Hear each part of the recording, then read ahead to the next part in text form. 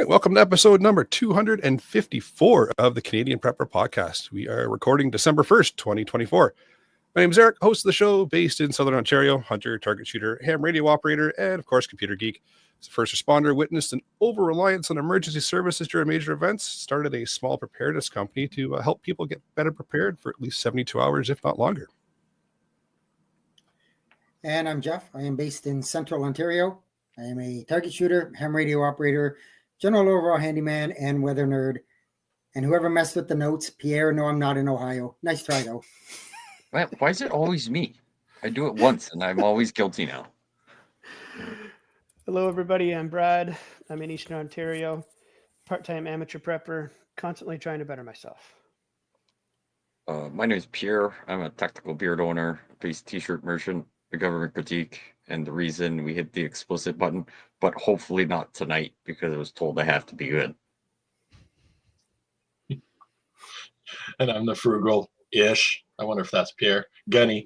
I'm an off-gridder, a shooter, a hunter, fisher, gatherer, trapper type, and a generalist. I live a highly mobile lifestyle, and I enjoy continuously learning about prepping in general. I also happen to be a maple seed instructor. And I'm Terry, live in sunny Central Ontario. I'm a starving indie author, the official grand poobah of the annual Preppers Meet. I'm also a terrible hunter, a pathetic fisherman, and a proud Ford owner.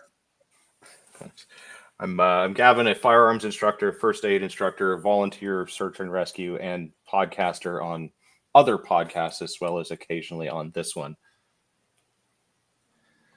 All right, we've got Rod Giltaca with us this evening as well as our special guest. He's from the CCFR. We'll be talking about firearms in Canada and all kinds of other fun stuff this evening. And if you want to help support the show, you can buy some swag. We have both the Canadian Prepper Podcast t-shirt and the tactical Velcro patch at www.prepperpodcast.ca. All the proceeds help cover our podcast costs. If you're enjoying the show, please take a few minutes and submit a review wherever you found us. We want your feedback, even if it's bad. We also invite you to reach out and to tell us about something you learned this week. You can email us at feedback@prepperpodcast.ca. All right, so we got some igniting content for you in this episode. I'm going to start out with some relevant news articles. We'll update you on our personal preps. And we're going to get into the main topic with Rod. I'm looking forward to the discussion tonight. Let's move into the news. Jeff, you got a couple articles. I do. So the first one obviously is big prepper related, but a lost BC hiker was found alive after 50 days. I guess he originally was going to go for 10 days. After the 10 days, they waited a few more days and then decided to report him missing. And, 35 days later, he come out of the bush and was found on a bush road by a work crew and taken to the hospital and is going to be fine.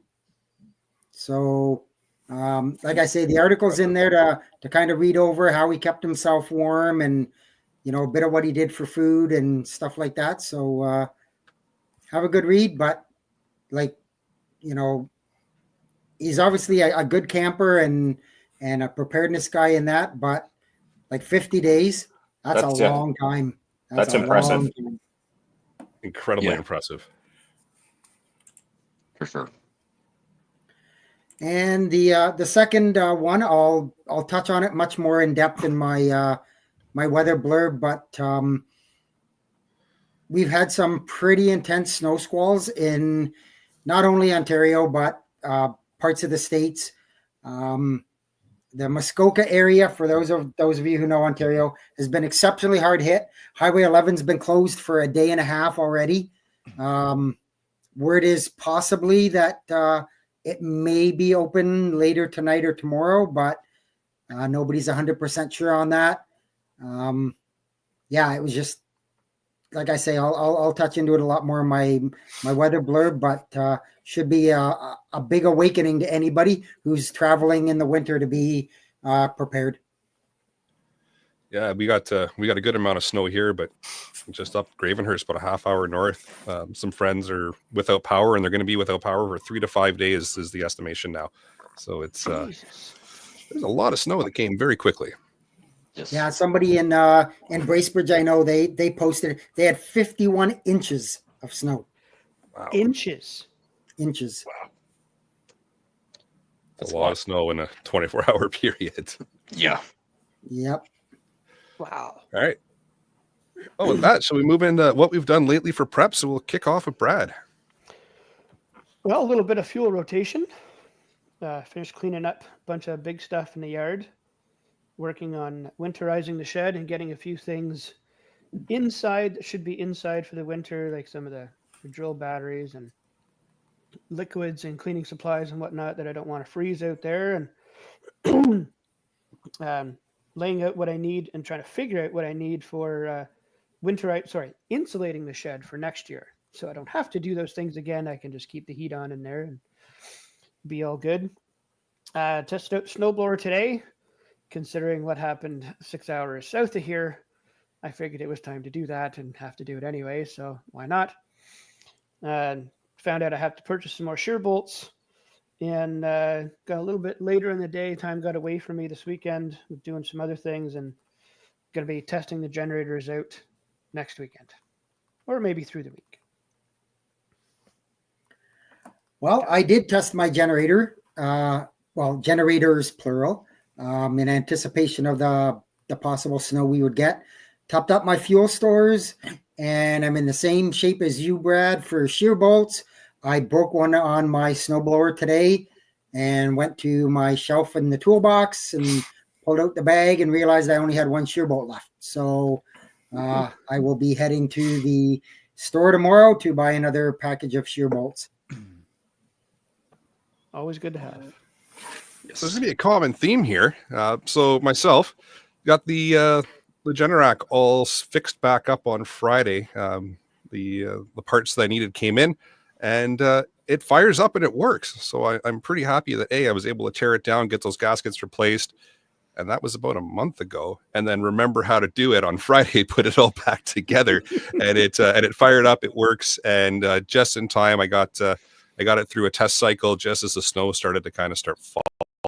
So we were all ready to go if the storm did happen, and it did, but we didn't lose power, thankfully. But we were ready if the power did go out. But finally, the drama of the Generac generator is over, and it is back up and fully operational. And you have more spare parts coming if you need them. Exactly. Yeah, that's right. Yeah, because I ended up actually ordering the gaskets from another company because the ones that I did order got all stuck in the Canada Post strike debacle there. So I've got backup parts coming, and so I'll have backup parts if I ever have to do the repair again, which hopefully I won't. Mm-hmm. Nice. For myself, got a little bit of fuel rotation, food rotation. Obviously, weather coming. We decided it was a good time to dust off some stuff on the shelves that we might have forgotten about. Double check the expiration dates, see if we need to top anything up and resupply, as we can get snowed in fairly easily. But we're pretty good for that. Got the work bag ready for the work truck with winter supplies in case breakdown, some snacks and stuff like that. I can travel quite a bit for work, and did the same thing with the personal truck. Got the booster packs and the chargers and some warm stuff in there. Still need to top up a little bit in there, but we're way better off than probably most people. So that worked out nicely for us. Nicely. On my end, my gosh, I went and emptied the cabin to put it up for sale a while back. So I had a chance to test out the generator, test out the new Anchor power pack that I'm still using and quite happy with today.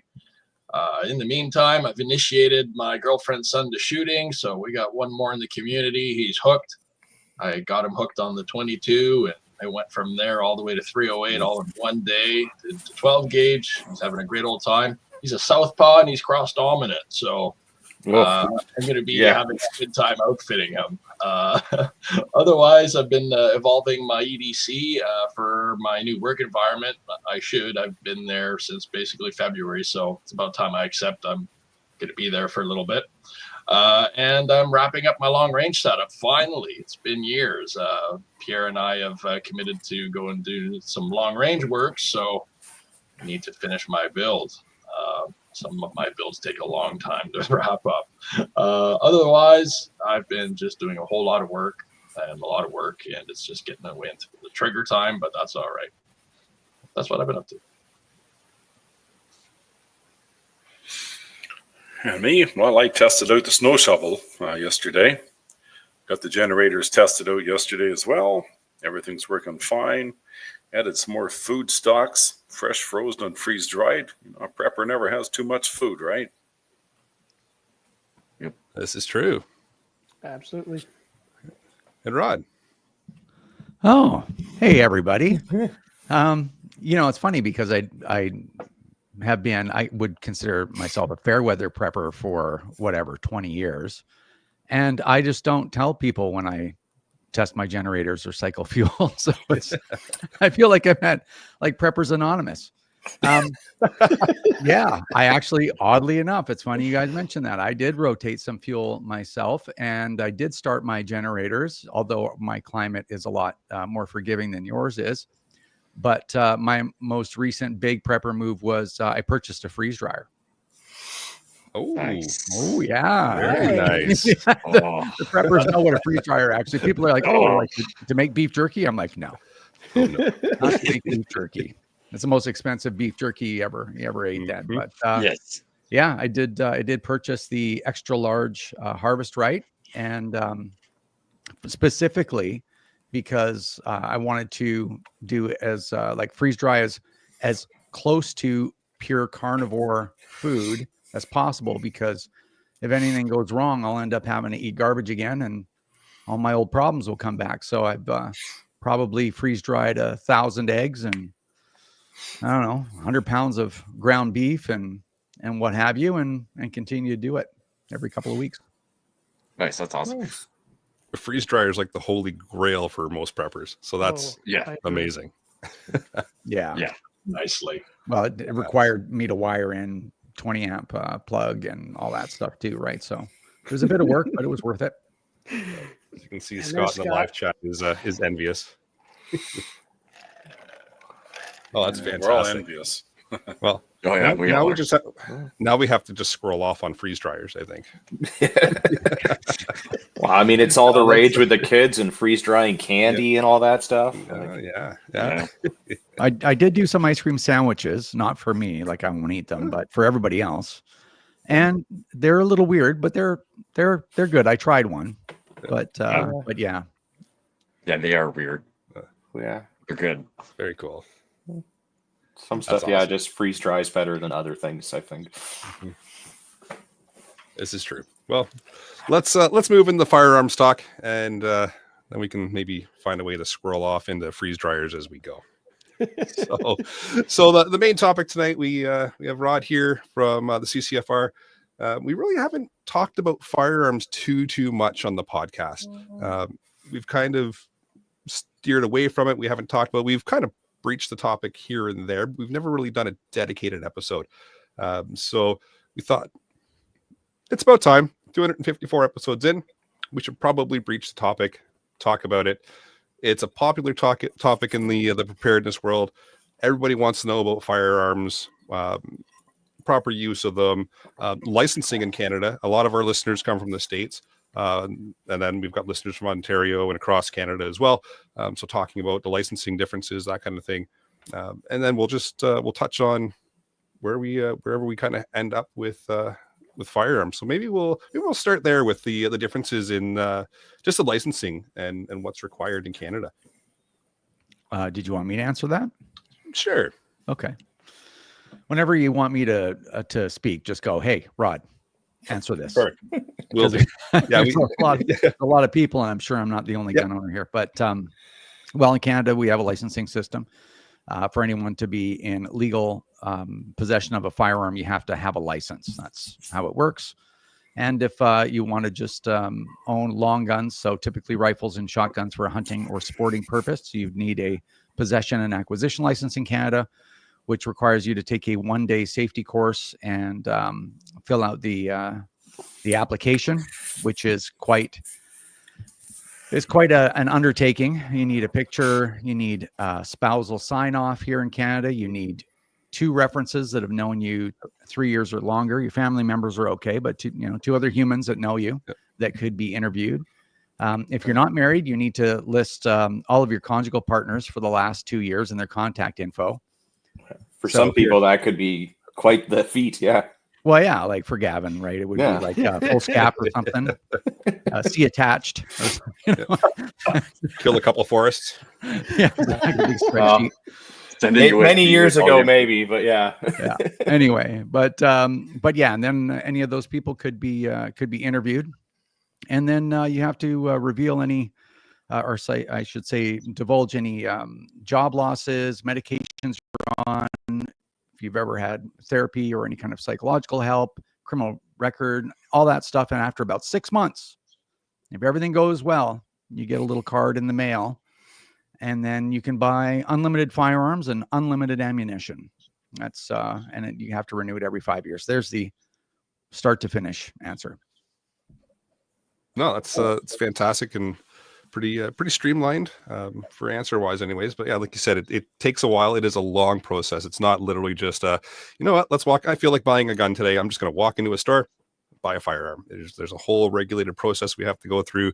Like Rod said, there's a training course. There's all of that. There's checks and balances that happen before you can just walk in and buy a firearm.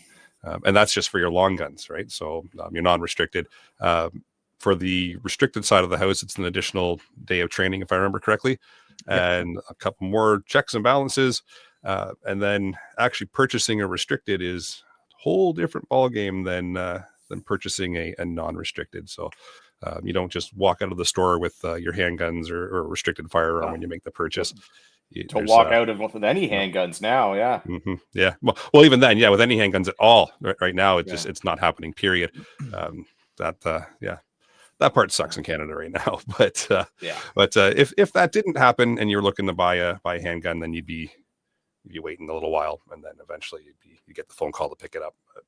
But so some pretty stark differences from the US as far as licensing and purchasing goes, but that's what we have to work with. So probably one of the biggest questions in the preparedness world is transporting your firearms and your ability to do that in Canada. Well, Rod, if you want to touch on transport requirements. Well, if you're going to transport a non-restricted firearm, like I said before, typically rifles and shotguns, you can transport these types of firearms pretty much anywhere, as long as you're transporting them for a valid purpose. That's not in the law, but that's sort of I guess you could say a policy when it comes to at least the National Police Force.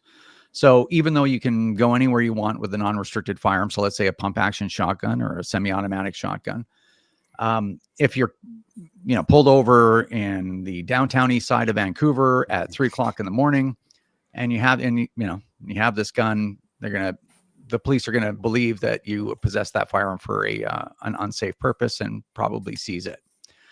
So anyway, aside from that, if you're going out to the bush or going to your friend's place or whatever, you can take non-restricted firearms, and they only have to be unloaded.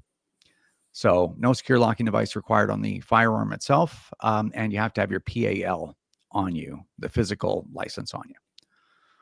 So you can have ammunition with you, just not inside the gun. No trigger lock, not in a case. You don't have to have it. No, that's not required. And, I did the firearm safety course. I ran about 3,500 people through that course. And I always tell people, exceed the law by just a little bit, then you have no issue, right? And you're not giving in to the man. You're not, you know what I mean? Just what you want is if you have an interaction with law enforcement, you just want that to be over as soon as possible so that you can go finish your day and you're not having some debate on the side of the road. So typically, if you want to throw a secure locking device on it, great. Trigger lock on it, yeah, fantastic. You want to put it in a lock case, that's great too. But it's not actually legally required. Yeah, but I mean, for a while, not quite firsthand experience because I left 5 minutes before the police showed up, but from experience from a friend of mine at one of the podcast charity shoots many, many, many years ago when it was in Brockville, they were transporting a Swiss Arms, which at the time was allowed to be transported because it wasn't prohibited yet. And the cops stopped them because someone reported people with guns, and as you know, they showed up to do their job as they should. But they were kind of debating whether the Swiss Arms, because it looked scary, whether it was a restricted rifle or a non-restricted. And so they were looking at kind of, you know, they're like, haha, we've got them. This one doesn't have a trigger lock or anything. It's just in a backpack with the butt sticking out. So they thought that they had them. Luckily, one police officer did show up and was like, no, actually, that's non-restricted, and they've got all their paperwork in order. So, like, you know, we got to cut these guys loose and let them on their way. But the cops don't know all the ins and outs of all of the laws and which gun is this and that and everything else. So, it doesn't hurt to sometimes go and just, be smart. Yeah, they don't know all the rules. And, you know, there's always questions. Back when I was teaching the course, I haven't taught it since before COVID. That was when I was kind of trailing off teaching the course. But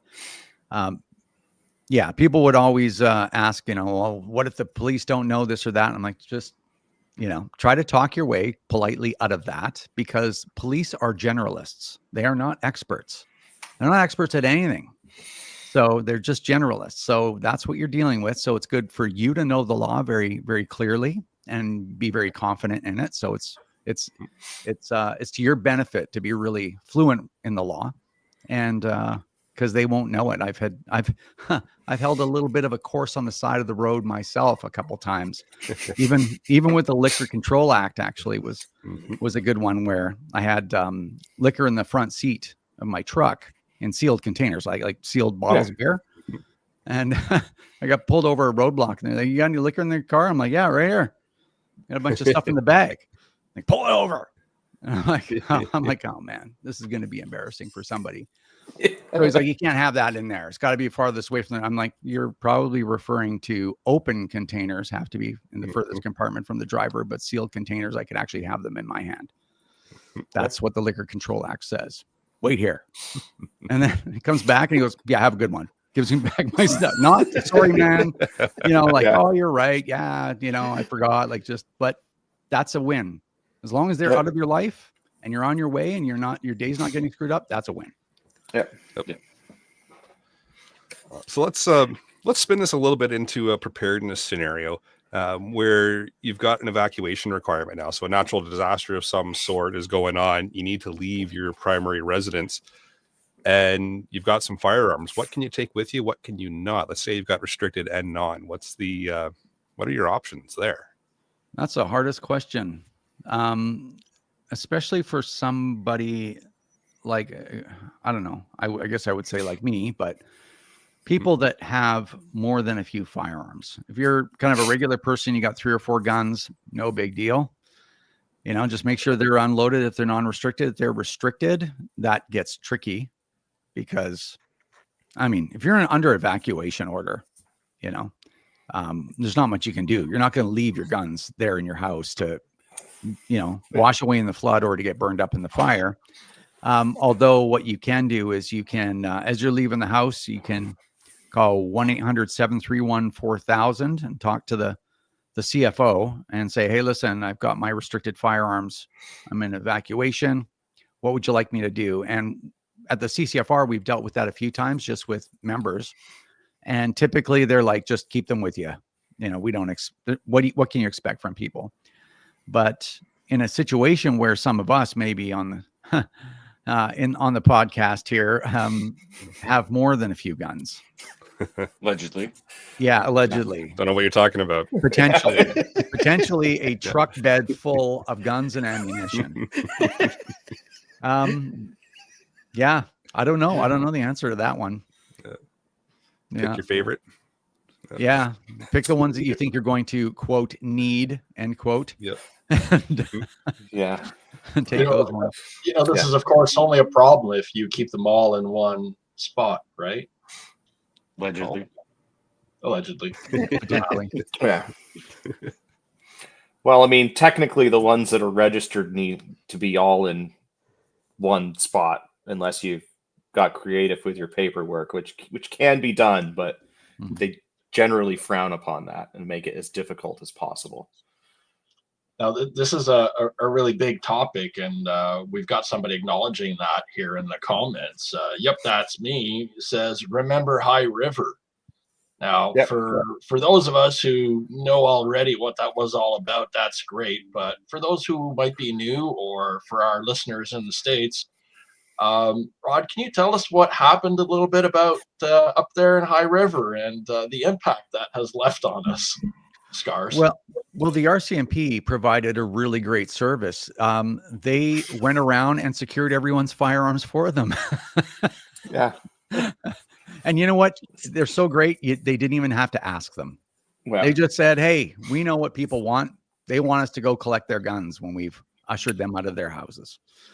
The High River was pretty interesting. Like, I think it's like a little turning point in Canadian history, actually. So I guess the scenario is there was a flood, oddly enough, around the area of High River, Alberta. And the RCMP, it seems like, and you guys might be more experts than I am on what happened there, but the RCMP cordoned off this town. And they forced everybody out. And even in the homes that were not flooded, they wouldn't let anyone go back to their homes. Then they brought in RCMP officers from other jurisdictions out of the province to come and kick doors in and search homes for firearms. And when they found the firearms, they took them. And now there's a lot of rumor, and then there's a lot of things that they actually truly did that was bad. One, they kicked doors in. They didn't have to do that. Two, there was information floating around that they requested and actually got a recce team from the Canadian Forces. So the rumor was that they were Canadian Forces snipers, I guess, possibly covering the police officers while they were doing that. And by extension, if you think about like, well, why would they need that? The police that were doing this were probably worried that their safety might have been in danger. And if they felt that way, I'm thinking they maybe shouldn't have been doing what they were doing. But anyway, the other problem was we used to have a long gun registry in Canada that was ended by legislation. And apparently it looked like the RCMP had a copy of the long gun registry, which they shouldn't have had, because they went back several times to certain homes looking for firearms when they couldn't find all of them. So, almost like they had a shopping list. Yeah. Almost like they had a shopping list, and they were surprised that certain guns weren't where they thought they were. So it was a pretty dark day in Canada, and I have my own thoughts about that. And I'm going to share my thoughts with you. My thoughts are, I think that they took that opportunity because they held people out of their homes when people could see their homes and they weren't flooded, right? Like when you start putting all these pieces together, in my mind, I'm thinking someone at the RCMP, who they have a lot of problems up at the top. They got real problems, serious problems, right? I think somebody said, let's try this and see if it'll fly, if we can get away with it. Because it's a military operation, right? It's called cordon and search. And let's see if this will be tolerated. And I don't know whether they're satisfied with their answer. But yeah. I mean, I do know it took quite a while for the guns that were secured consensually, of course, to be returned to their owners. I mean, it took a very long time for some people to get their stuff back. Like, we're talking years here. Yeah. And when you have a firearm seized, even if they, like your house is on fire, you had to escape, maybe there's some firearms left. Let's say the police seize them, like they'll hang on to them for a long, long, long time. Yeah. And I don't know, again, you look at that and you're like, okay, well, I have a license. Those are my guns. You got them from my house. Yeah. Just hand them back to me. Mm-hmm. But it's almost like they really enjoy punishing people for the audacity of getting a firearms license, legally owning and using firearms and storing them as per the law. They seem like they just want to punish people for that. So it's been a real source of frustration for a lot of gun owners and a source of friction between licensed gun owners and, of course, the federal police force in Canada. Yeah, I mean, even I had heard a rumor, and I don't know if it was true or not, that even it got to the point where some people literally had to seek legal counsel, and the legal counsel had to go to the RCMP and say, like, look, do you want to get sued? Like, and then they would finally relent and return the firearms. But I don't know if there's any truth to that or not, but that's just a lot of rumor out there. Well, you know what's interesting is there's a lot, like for somebody in my position, I have to go on fact, like 100% pristine, perfect fact. Like I cannot editorialize and, you know, whatnot. And there were so many other rumors that were floating around about High River. And I wish there was some way, well, I guess I wish there was like 3 of me so I could task one of me and say, is there any way this one of me can go and verify all that stuff? But that it just drives me crazy that those kinds of things are really difficult to verify, because when someone starts that rumor, you got to go find that person, right? And talk to them in person in another province. So it's very difficult to verify that stuff. But yeah, there's a lot of rumors. Yeah, I mean, I would say though, from a friend of mine recently had to turn some stuff in because they had a pistol that got stolen from them, and so they got investigated and had to hand in all their stuff, which they complied with all of the thing and went through all the legal process and spent all of the money defending themselves and finally got their license back. And then there was a court order to have their stuff returned to them. And even then, the cops were like delaying and delaying and delaying to the point where the guy's lawyer had to show up to the police station and was like, we have a court order for you to return these to him yesterday. If you don't return them to him today, we are going to sue all of you. At which point they said, here are your non-restricted items. You can take those home. We will gladly drive your now prohibited AR to your house for you because you don't have an ATT for it. So the police officer had to drive that stuff to his house for him. Well, you know, what's interesting is for the newly prohibited firearms, assault style, salty firearms, whatever they're calling them, an ATT is not required. Yeah. But like you don't need an ATT for those. They actually fell out of, if restricted, you do, oddly enough. Yeah. But they fell out of that classification. You don't need an ATT to transport those. I moved. And so I called the firearms store. They're like, yeah, you don't need an ATT. Just go to your new house. I'm like, okay. Yeah. I mean, I did the same. I mean, it was a few years ago now. So it was kind of right after that order in council and was like, I know you know that I have these. I'm moving. I have other things I need an ATT to move these things for. But like, are these included, not included? Like, you know, they didn't even answer that part of the question. They're just like, here's your ATT. Just yeah. I guess for those that don't know, ATT is authorization to transport. It's the magic piece of paper that allows you to take things from your old address to your new address or to and from the gun club or wherever else you need to. But without that magic piece of paper, bad things would happen. It makes the travel safe. Yeah.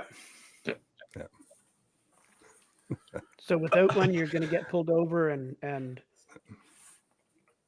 seized, but with one, nothing bad ever happens. You don't get stopped for a speeding ticket, nothing, right? Exactly. It's right. A little piece of paper. Right. If only that was it. It also keeps away tigers and all kinds of other fun stuff like that. Yeah. Oh, it does. Yeah. Oh, Good. That's sweet. Good thing we have tigers in Canada, right? And you thought they were useless. Yeah. Tigers, cougars, what's the difference? But you know, bears. Oh my. Yeah, a couple of years. Yeah, that's the difference. So there's a major shift here in the conversation. I love it because one of the things we've noticed in the firearms world here in Canada in the last 3-4 years, ever since the OIC, the Order in Council, that magically turned us into criminals overnight. I'm still having a tough time dealing with that personally, because I was vetted by the RCMP, and all of a sudden we were all overturned overnight, turned into criminals for having a certain class of firearms. in our possession. And yet, after that, being told we cannot use them, and then with the glorious handgun ban that had been announced, we have only seen a rise in crime. So, Rod, you've got your pulse on what's going on out there. You've got an idea what's happening other than just in Canada. Is the rest of the world looking at us going, are you guys mad?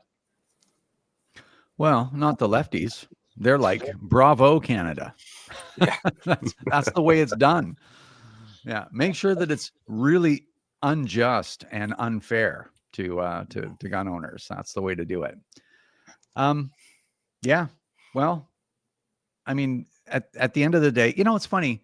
I guess there's no ill wind that doesn't blow some good, because there's going to be a big conversation coming within less than 12 months, at some point less than 12 months, where the Liberal NDP government, this maniacal, crazy, narcissistic, psychopathic government that we've been dealing with for 9 years, their reign is going to come to an end, and we're going to have a extremely clear conservative majority government, if not a super majority. Probably the strongest conservative majority government since the beginning of elections in Canada, which is great. And, you know, don't get me wrong, they're politicians, right? It's not like it's, you snap your fingers and everything's going to be perfect. But they've made very clear promises in full view of the media and everyone else that they're just going to give our stuff back. Now, the conversation is going to start happening. So, of course, you're going to have the left of the political spectrum screaming and yelling and jumping up and down about how the Conservatives are making assault weapons legal again, which, of course, is just a bald-faced lie. But they love gaslighting people. They love throwing that one around. Well, yeah, right. Just scare the dum-dums is what they're doing. Just low information, not low information voters, low information humans. They'll get all crazy and whatever. So assault weapons. But there will be a conversation. And even though this has been very difficult, especially the handgun thing, right, is we have now been put in a position where we have gotten Bill C-71, Bill C-21, handgun ban, assault style firearm ban.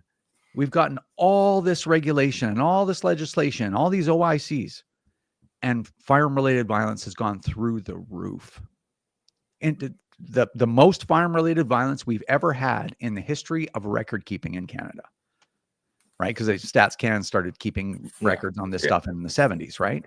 Yeah. So it's like you can't, you know, it's funny, you just can't get around that. So no matter what happens in that conversation, when the Conservatives roll back the clock, it's like you still can't get around the fact that when we had far less gun control in 2014, 2015, Canada was the safest in recorded history. And after you guys were done with your ridiculousness, Canada's the most dangerous it's ever been. So you're wrong. You're wrong. There's no way around it. So that's handy. I mean, the problem though with politicians is like they won't, like, I mean, in Ontario we had the pit bull ban, right? And they banned pit bulls because dangerous, scary, and all the things. And like after decades of this, like dog biting and all of that, like the stats are relatively unchanged. It is just the same as it always has been, but like no one will go and undo it. But hopefully, I mean, as you said, they very publicly this go around and multiple times publicly said that they will reverse the rules, because it's hard to walk stuff back, because I mean it's now on that thought though, because I'm old enough now to have seen politicians say things and then not do them at all. Wow. So, no, right? Just where's this going? Crazy. Right? So, in your opinion, Rod, and your opinion does matter a bit to me because I've been following along a little bit. I even helped along as a field officer for a while, quite a few years ago, and then I went gray or completely underground really for a while. But the question here is, what do you think it would take for Pierre Poilievre to walk back on that promise? Because, you know, I'm used to wear green, and one thing we always do, because it's built into the Canadian spirit, you know, you pray for the best outcome, but you do prepare for the worst. And so that way, when everything turns out okay, you're laughing. But when it all does go all to crap, you can actually do something about it because you've anticipated it. So I'm in the position now of having to anticipate that nobody's going to hold their promises going forward, and that we're going to be left with, the raw end of the deal. What do you think about that, Rod? Well, the truth is nobody knows, right? Nobody knows. So anything could happen. And the world's gotten weird. I don't think I'm the only one that's noticed. Like, things are really, really weird.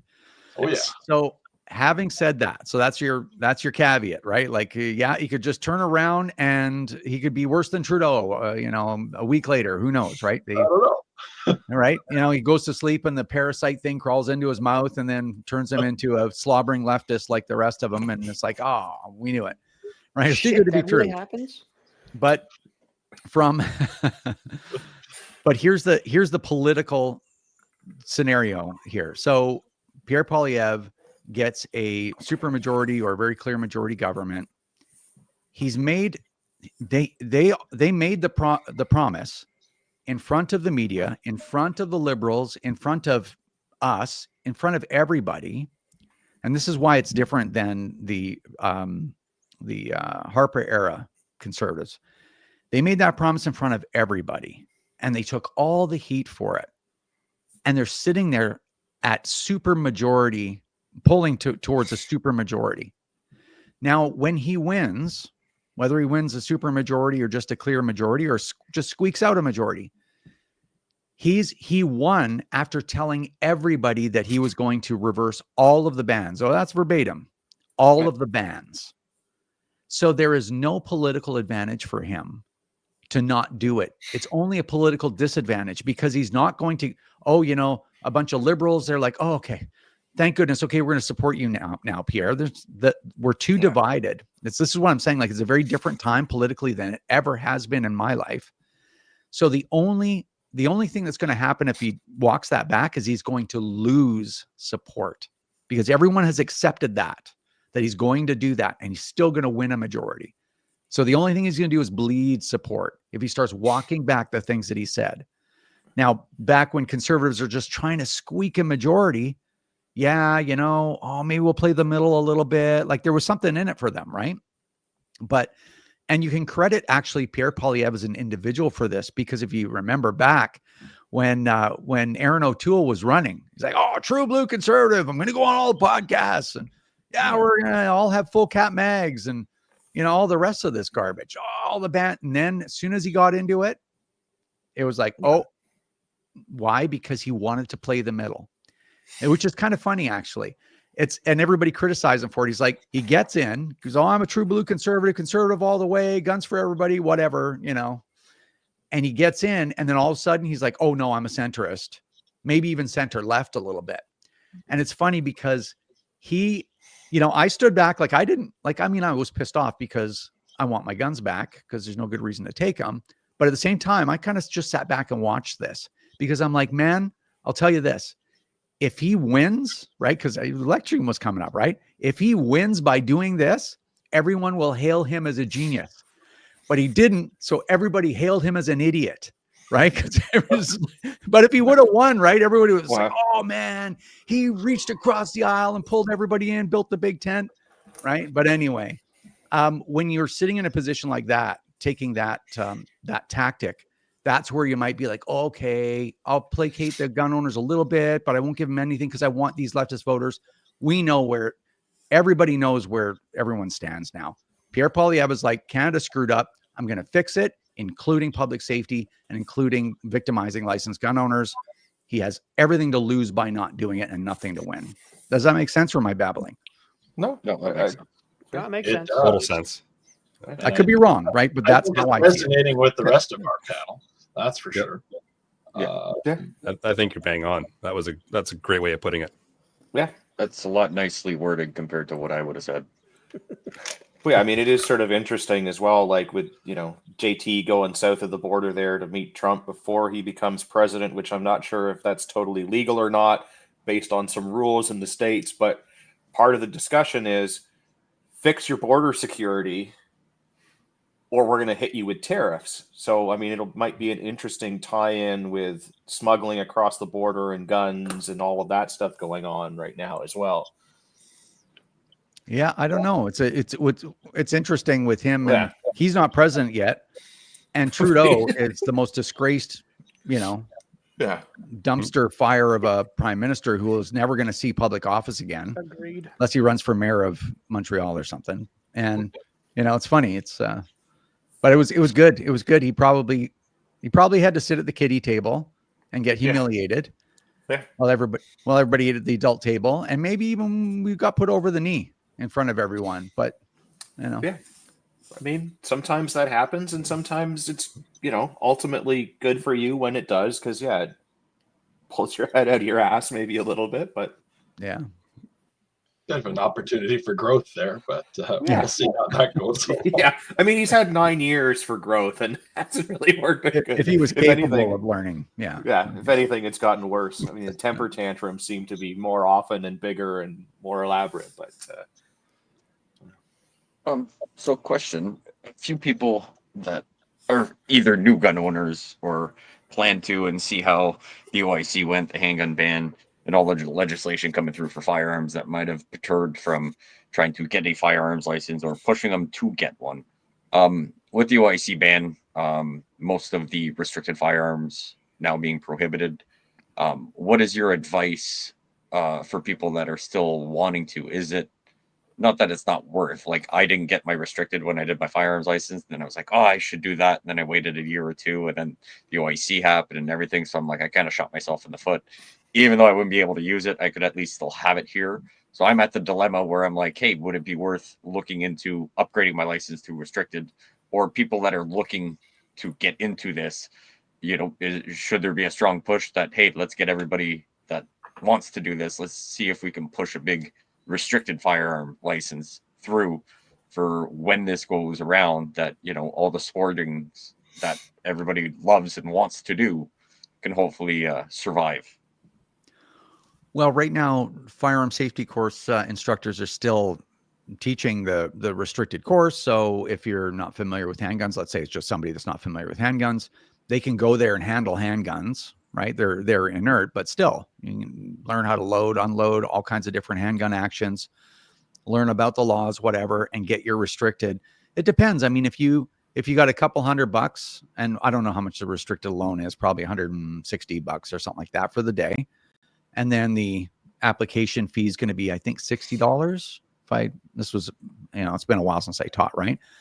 But to go through all that stuff, the course is a lot of fun. You're going to learn some stuff. You're going to get to handle some handguns, and you'll end up with the restricted license, because right now they're still issuing them. So to me, there's always a benefit to getting every license you possibly can. I mean, there are other restricted firearms aside from handguns anyway, right? Short-barreled, center-fire, semi-automatic rifles and shotguns are restricted. And you can still get them? Yeah, and you can still get them. I mean, I don't think there's a lot of those around. I don't know. If you're going to have a long gun, you typically want it non-restricted, right? Yeah. But nonetheless, I mean, I still think it's worth it personally. And then, hey, man, if we end up getting our pistols back, I mean, it's still going to be 2 years, no matter what, because to get our handguns back, it'll have to go through legislation. It can't just be, canceling an OIC. So, but once that happens, you can be out there buying handguns right away if we end up getting them back, which I'm pretty confident we are. So I'd still think it would be worth it.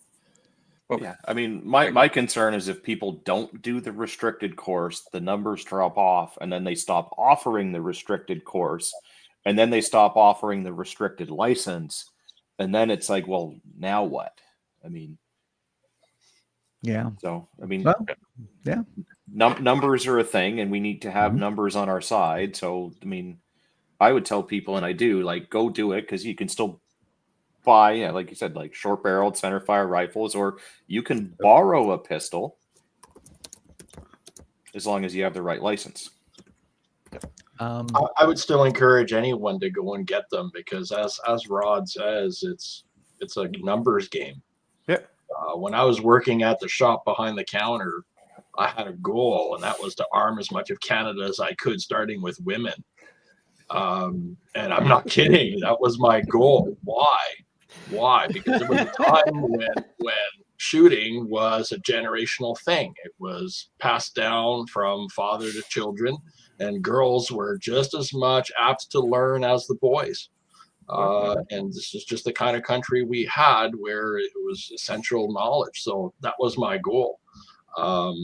Now we've come, a little bit down the hill since, but I think we can come back.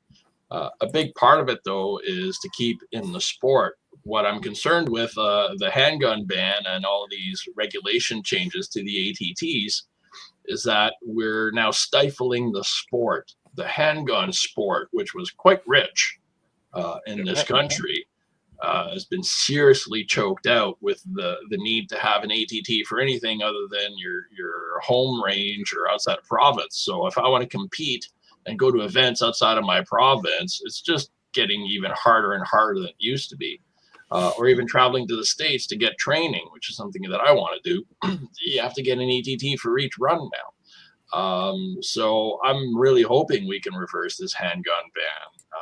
But again, people have to see the process through, and it's going to take time, as you say, Rod. I don't think it's going to be instant. Yeah.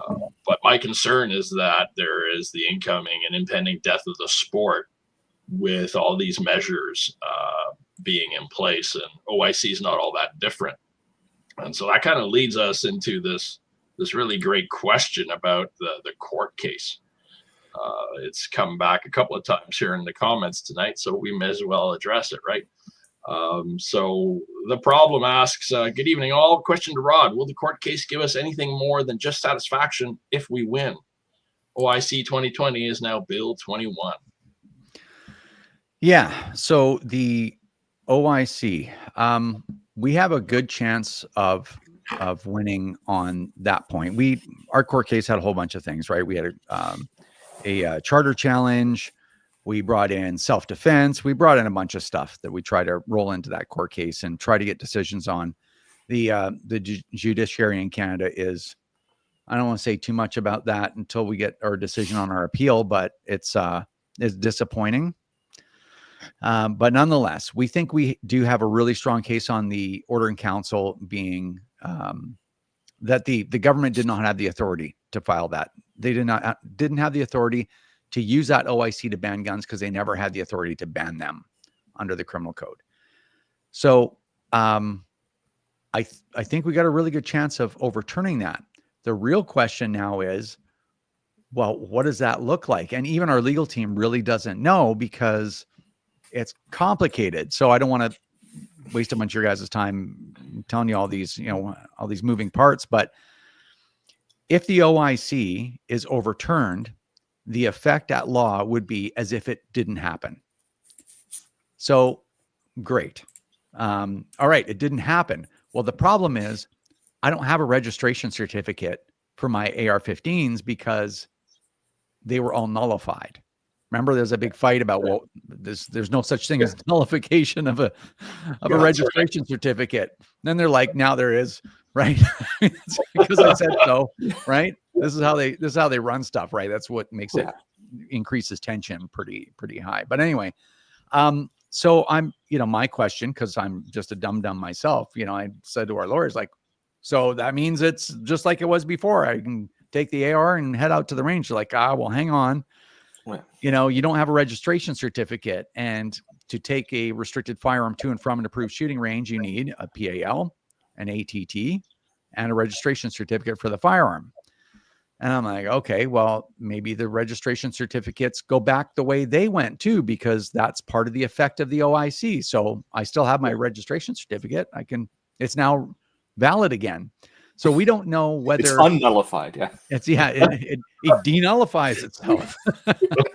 But so we don't know whether the firearms program will have to issue new registration certificates, because we're not there yet, obviously, or the old ones are fine, or any of that stuff. So I think it's going to be uncharted territory, and we just got to find out when we get there. But we have a good chance, and that could lead us back to all of those guns being okay to use. Now, let me just add one more thing. Sorry. Now, not all of the firearms that were banned on May 1st, 2020 were AR-15s. AR-15s were the only registered ones at that time. The rest of them were non-restricted, like the Black Creek Labs Coyote, which I have one. And that's a non-restricted firearm, and it still meets the requirements or the criteria of a non-restricted firearm in Canada. So if the OIC is repealed, I should be able to just grab that gun and go out to the bush. Right. Yeah. So Technically. yeah, lots of moving parts there, but wish I had a better answer. I mean, it could be interesting, like especially if they manage, if you guys win and the OIC gets flipped over.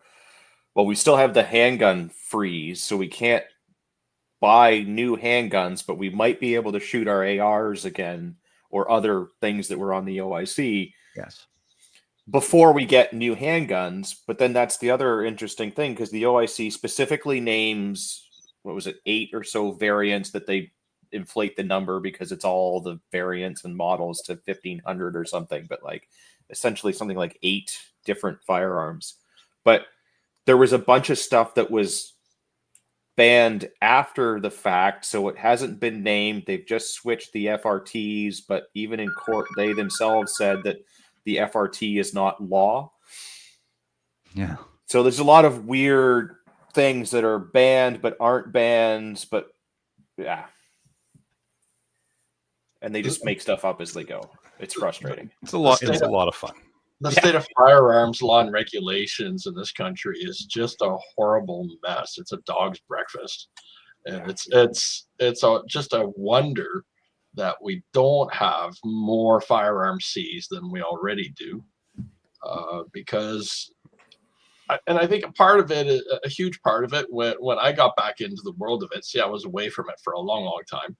I got exposed to it when I wore green as a young man, and I didn't touch them for a long time. And I came back to it from a civvy side, and I realized just how convoluted all the laws were. And I remember being really grateful for organizations like the CCFR being around, because I could go to one place, and from there it was a little bit of a hub, and I could go from there to find all the resources that I needed and a lot of the regular Q&As that come from this crazy regulatory framework. From there, I started doing all of my own research and a lot of my own work, but advocacy was a big part of it. A huge thing about Canadian gun owners is we're constantly demonized. And I know in the United States, you're already used to this to some degree. But in Canada, that's relatively new. Maybe it's a spillover of American politics. I mean, I know we have our own history with different disasters and things that are politicized and used to do gun bans. But what would you say to the idea that there's an institutionalized bias towards us, and that bias is almost informal, but it's well known? It sees everything, asks questions later, and it's all in view of course, eventually seizing, because that's what registration is about, isn't it? I didn't used to think like this, but I don't know, the last 3 years kind of changed my mind. So what can you tell a former buy-in who's now a bit of a skeptic, who wants to see a little bit of light at the end of the tunnel here, Rod? Well, I think there is light at the end of the tunnel. And, I really got nothing to sell. I can only tell you what my honest opinion is. I think that we're going to get everything that we lost back. I think it's going to be an uphill battle to get anything additional. There are some things that I think are reasonable, that I think are possible, that I've been asking for, and I will ask for as soon as there's a conservative government there. They know what we're after. So I'd really like to see magazines just be standard capacity again. And, it's funny. I think things have changed a lot, right? Like in the last 9 years, things have really changed. Like the situation and the position of everybody and everything is completely different. I was just mentioning something on our podcast a while ago. I'm like, if the rod of the CCFR of 2016 saw today's Rod's Twitter feed, I would fire myself. Right? Because back then it was really, really important that your messaging was moderate, because we had a public relations problem as gun owners. And we had a government that was just like, oh, here's the problem. Oh, they're all crazy and all that stuff, because a lot of people still believed them. And because you have these people that have gaslit Canadians so badly, that's why the Conservatives don't even have to break a sweat and they're looking at a supermajority. So many people woke up, and you know what? To be honest with you, COVID woke so many people up that were impossible to wake up before. Now people are like, if you're lying about this, what else are you lying about? Well, you're lying about the economy. Well, you're lying about guns, because I see it. Gun violence hasn't been ever been as bad as it is now. And you've been bragging about all this gun control. Like, things are very, very different. So I think it's not, again, this is just my opinion. I think we're going to get everything back. I'd like to have magazines back. I'm willing to, and like, I think that where I was going with our community evolving is, it used to be like, oh, you can't compromise with them. It's like, well, no. Another word for compromise is a negotiation. Everything is a negotiation. And if you can't get that, if you can't accept that, then you're not going to get anywhere, because that's how the world works, right? Yeah, that's right. So I'd be happy to say, yeah, you need a PAL to buy a magazine or even possess a magazine. Not a criminal charge, though. No, a regulatory offense, meaning you lose your magazine. So if you have a gangster, they have a magazine, no PAL, they lose the magazine. I'd love them to be charged, but the problem is you can ensnare licensed gun owners. If your license is expired, you have a magazine, it's like, oh, now I got a criminal charge. You can't. We have to prioritize law-abiding people. So I'd be okay to say, yeah, I'll lose my magazine if I don't have have a license at all, like it's expired or or I lost it or whatever.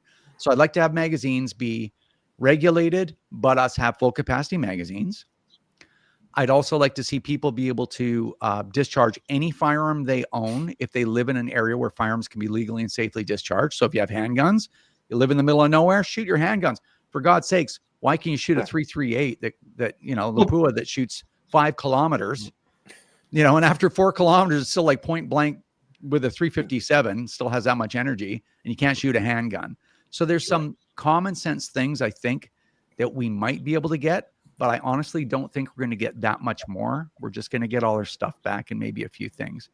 And let me add this. Sorry for taking up too much time, but it's my understanding. Now, the Conservatives don't tell everybody everything. We have a really good relationship with them, but you don't know. These people are politicians.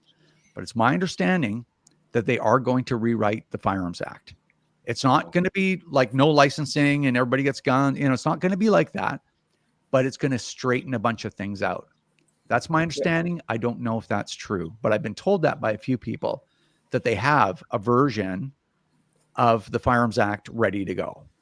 That would be amazing. That would be nice. Something that makes sense, or makes at least a little more sense. I mean, much like you, I would like to have standard capacity magazines, and I have no problem if I have to go and write like a prohibited test to be able to buy machine guns and all of them. But I also realize that maybe asking for all of that all at the beginning is maybe a little much for some people. So you got to do it in palatable little bites, right? And like, it's, death by 1,000 cuts, but that's how you get back to where you are. Because I don't think anyone's going to just come in and just like, gut the entire Firearms Act and go, it's all gone. We're not replacing it with anything. That would never happen. But it'd be also amazing if it did. But yeah. So I think there is. So I guess to answer your question, I think there's a lot to look forward to. And I'll tell you, man, it's been a long haul. Like, it's been excruciating.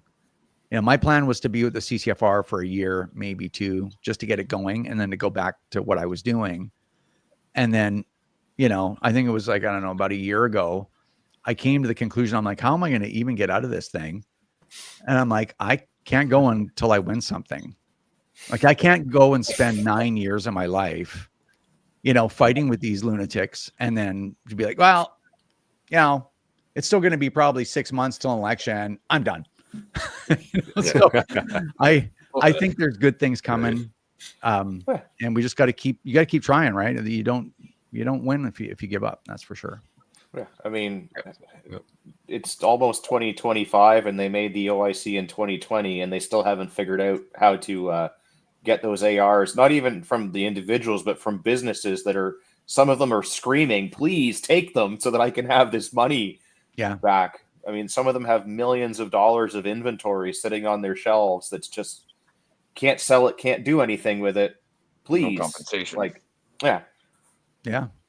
Yeah, it's wild, you know, and that's strange because to me, maybe it's just the Dunning-Kruger effect, but to me, I'm just like, that's a really easy program to do. I could design that and roll that sucker out, not paying for the guns, but just the administrative portion. I could do that for $5 million. Like, done. Guns are already back, they're destroyed, payments are out. Yeah. You know, like, probably you consider putting a proposal in, you might get a few $1 million from the government.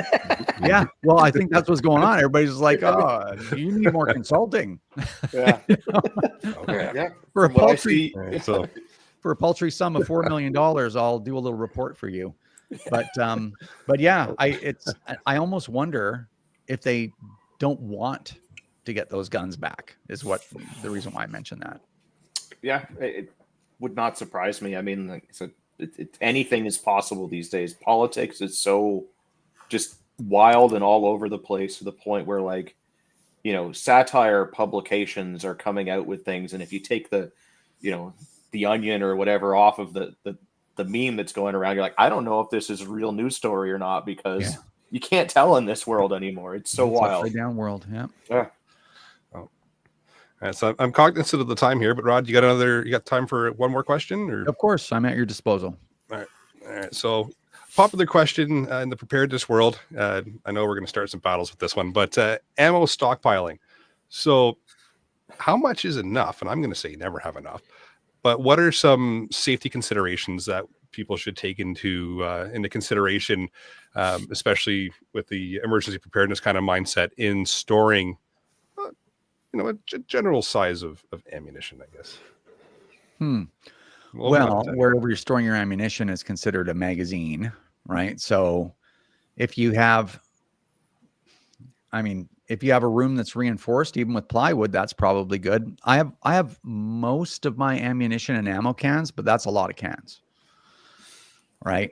And ammo cans are pretty good because even ammo cans in a fire, you're going to end up with like all of your cartridges don't explode all at once. It's like popcorn, right? Start one or two pop off, and then it's going to get more rapid or whatever. After probably one or two cartridges pop off inside of an ammo can, it's going to bend and it's just going to hiss gas. So ammo cans are probably, I would say, a really great way to store ammunition safely, even in the case of a fire. And then to put a little prepper spin on it, I think with everybody, you got a little bailout bag, right? You got, like, what if I had to just get the heck out of here immediately? I actually have 3 cans that I have written on them. I have a big label on them, bailout can 1, 2, and 3. And that's if I had to grab a semi-automatic rifle, a variety of magazines for that rifle, a handgun, some magazines, and then those 3 cans. And I can roll with that. So I have just the ammunition for my specific firearms. Like if I could only take, 2 or 3 cans, would I have what I needed to survive for a while? And so I have separate cans just for that, just bailout. And then I also have a ammo can with bailout meds as well. So, I use Ventolin sometimes. I have mild asthma, so there's Ventolin in there, and there's Tylenol, and there's all the, all the little extra stuff that you need, any prescription medications and whatnot. And I keep that actually with my ammunition because guns and meds. Smart. Yep. Mm-hmm. I can obtain everything else I need. Good idea. Allegedly. Yeah, potentially. That's a fantastic idea. Yeah.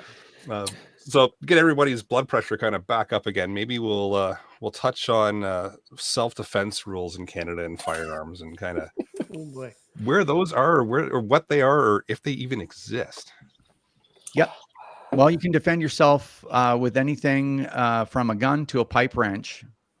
Where it gets weird is there's a lot more regulation with a gun than there is a pipe wrench, right? There's no Canadian Pipe Wrench Act and no safe storage for pipe wrenches and all the rest of that stuff. Nobody's going to say, well, where was this pipe wrench stored when you smoked that guy in the head with it? Right. And nobody cares. There's like, oh, you're in danger. Use a pipe wrench. Sounds good. Right.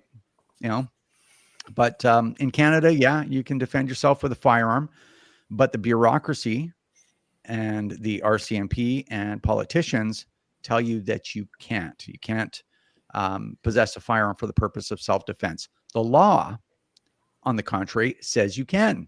If you read the Firearms Act, I think it's section, what is it? It's 28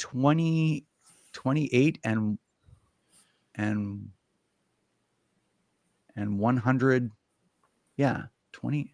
I used to know there's 3 sections. Anyway, if you go to the Firearms Act, do a search for like a word search and just type in protection of life, and you'll find it mentioned 3 separate times in the Firearms Act that firearms that are, you know, obtained for or carried for protection of life. They mention protection of life. So they're telling you, yes, that's a valid reason to own a firearm.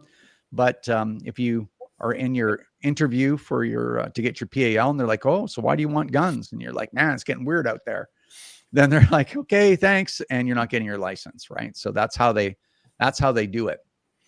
Yeah, I mean, to get your ATC, like protection of life is one of the reasons to have it. Although anyone that applies for it for that reason is likely to never get it. Yeah. But that in and of itself, to me, would mean that in Canada, because you are allowed to get an authorization to carry a pistol if you feel you are in danger, then that means that it's legal to use one to defend yourself. Otherwise, yeah, or they wouldn't, or that wouldn't be a thing, Yeah. right? And that's the thing. Let's be honest. When was the last time that anybody got an auzation to carry? You can Well, say never. how much your life is threatened, but it's in the law. It exists No, in the I law. understand Yeah. that it's there, but the government's just not going to let you do it. No, and that's the problem. Exactly. Yeah. So anyway, as far as practically doing it, yeah, you can do it, but it's complicated. And that's the most important thing to understand. And besides, you know, everyone, Gavin knows this. When you first get a firearm, you're like, oh man, now I can protect myself and I can, you know, I'm no longer, you know, a victim and all the rest of that stuff. And then you go and you take a couple of courses. And then the more courses you take, the more you realize it's like, oh man, like that's not a small thing. No. Pulling a gun out in a confrontation, like you require training. You need to know the law really, really well. You need to read case law, lots of different scenarios. Then you need to you're better reconcile using that pipe wrench. Well, yeah, right. And then you have to reconcile with yourself whether or not you could take a life. And for most human beings, Was like, there that? not something within the last couple of years in, I think it was Peel or somewhere, that an armed home invasion and the guy shoots only one round, didn't dump a magazine, one round into the bad guy that was armed in his house, and he got charged. Yes, they dropped it, but he got charged. Well, that's how it works. It's the process that's the punishment in Canada. So no matter, it could be so clear cut, it doesn't matter. They will still charge you. You'll go through the whole, you know, you'll be on bail for, 3 years while you go through the court system. You'll spend $60,000 and then they'll be like, yep, no problem. You did what was appropriate. But anyway, in Canada, if you read the criminal code, at the very least, you'll see what the conditions are for self-defense. They apply whether it's with a firearm or a pipe wrench, which is your actions have to be proportional to the threat and they have to be reasonable in the circumstances. And it's the judge who decides what's reasonable. So I guess that's a long way of saying, yes, you can do it, but it's complicated and you could end up in jail. Yeah, and you're better off to just leave your car keys by the front door. So when they kick it in with guns and everything, right? Well, I disagree with that. Yeah, I disagree with that. I think that you should read the law and read case law and take training and reconcile your moral position on those things because, Yeah, because when they kick my door in with a pistol, I don't know that they're just grabbing the keys. That's the problem, right? Like, well, we don't need to get into scenarios here, but probably a good thing to know all those things so that you don't have to, you don't have to be in a position where you're like, oh, I don't know. Does he just want the keys or does he want my life? You can just be like, okay, not today. Yeah. Not today, Satan. Yeah. Well, this might be a good segue to talk about the CCFR and benefits of membership and maybe some of the things that are offered. Okay, well, the CCFR, the Canadian Coalition for Firearm Rights, as you guys are probably aware, we're the gun lobby group in Canada. We've done some big things. We sue the government. We held march on Parliament Hill. We did the integrity tour. You know, did a full wrap on a bus during election. We did election campaign brochures, 250,000 of them. We do a lot of. We have a television network, broadcast television show. We're in our 4th season. We do a lot of work to improve the way, or at least introduce law-abiding gun owners to the rest of Canada.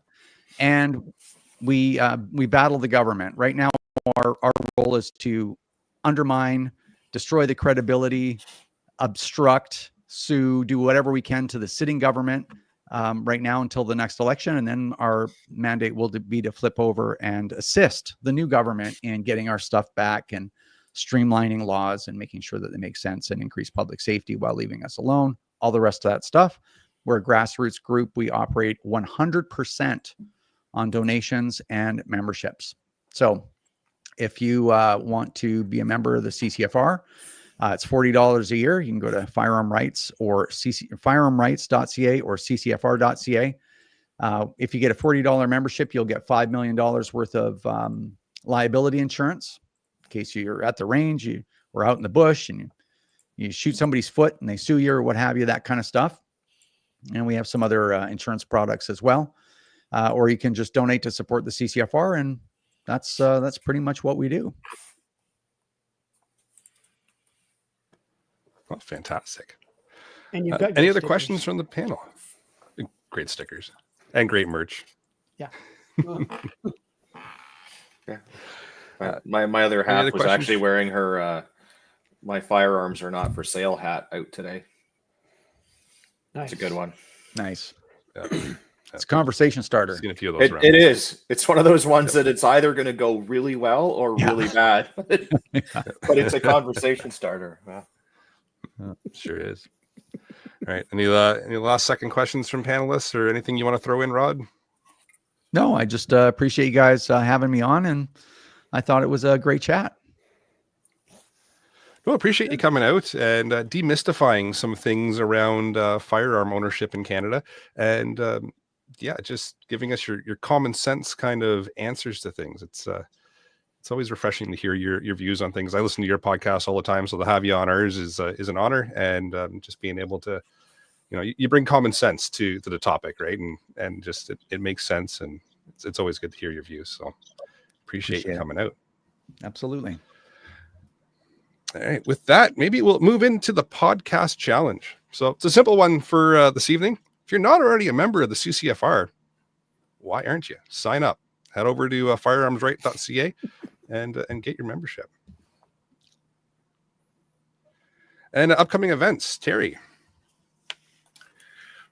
Well, I got a lot here tonight, guys. So we have been very busy planning the 2025 annual Preppers Meet, and the dates changed a little bit. We are planning on July 7th right through to the 13th at the Slovenian Hunters and Anglers Club near Alliston, Ontario. So mark the dates in your calendar and plan to attend, because this year we're introducing Preppers Week. We want to have a whole week of prepper events, providing we have enough people sign up. It's going to begin on Monday and Tuesday, the 7th and the 8th of July. We're planning on hosting a wilderness first aid certification course. And then following that, Wednesday, July 9th, we're going to have a full day of land navigation, map and compass, GPS, triangulation, etc.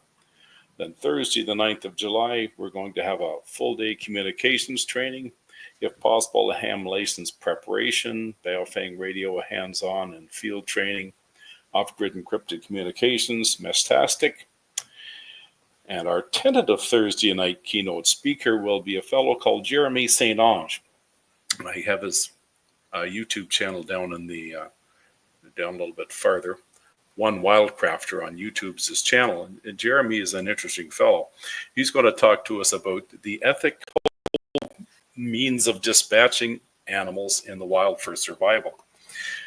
This little talk is going to lead us into Friday, which is Friday, July 10th. And you're going to take us on a journey into ethical pig and rabbit dispatching, butchering, pressure canning, preserving.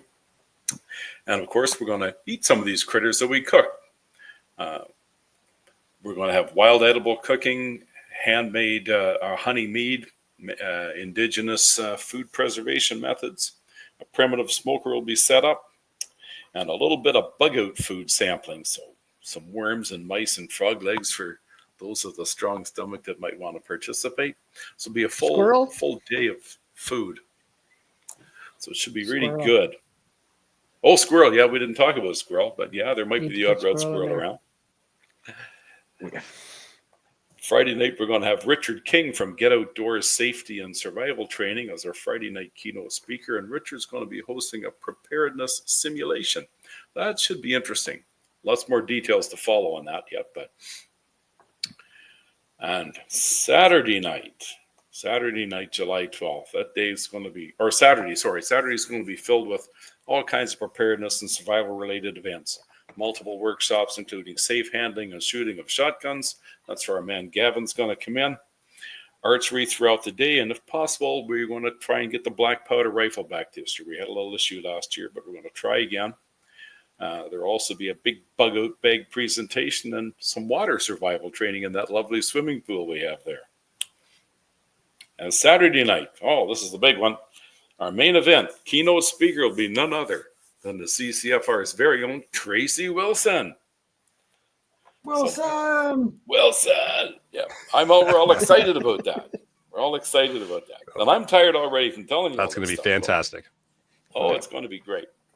So there's a lot of tentative things in here, so hopefully we can get it all to come together. There'll be a lot more details to follow, so keep an eye here on the podcast and the Preppers Meet Facebook page and the Preppers Meet website, which is being updated as we speak as well.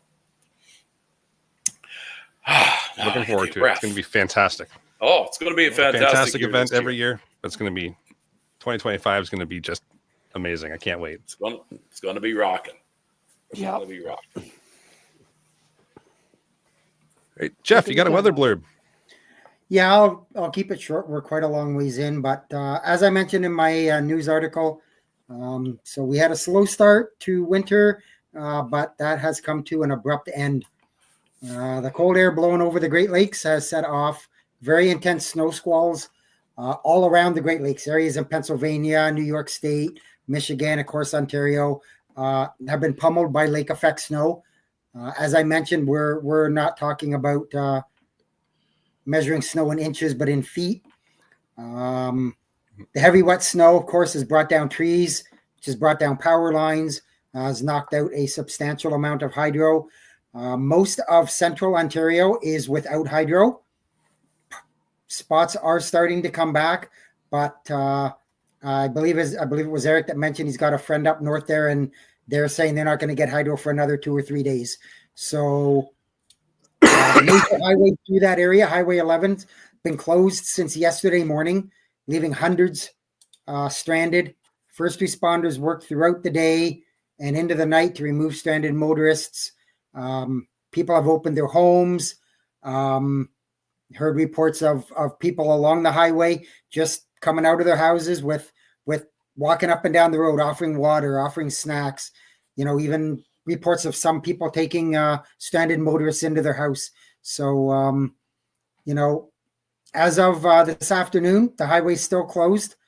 I just want to touch on one thing. I put this in a group chat that was going on about some of the things up there, and people were talking about the generators and they're running out of gas and they don't know what they're going to do. And just a reminder, and we've talked about it on generator chats here, unless you have a medical need to have electricity 24/7, you don't have to run your generator 24/7. You're wasting your fuel. Cycle it, couple hours on, couple hours off. You're going to double the time that you have for your generator. It's going to save your generator. It's going to save fuel, and it's going to keep you running much longer until hopefully emergency services can get to you. But there's some places out in the real rural areas of central Ontario that they've said they won't be their roads won't be clear for 2 more days. So, there's people out there. I'm running out of fuel. It's unfortunate, but I think for a lot of those people, we hate to say it, but this is going to be a big wake up call for them. It's unfortunate that something like this, that potentially is a life threatening situation, is what it takes to wake them up. But good things can come from that, and I'll end it there. Yeah, it's been an interesting time with the snow, that's for sure.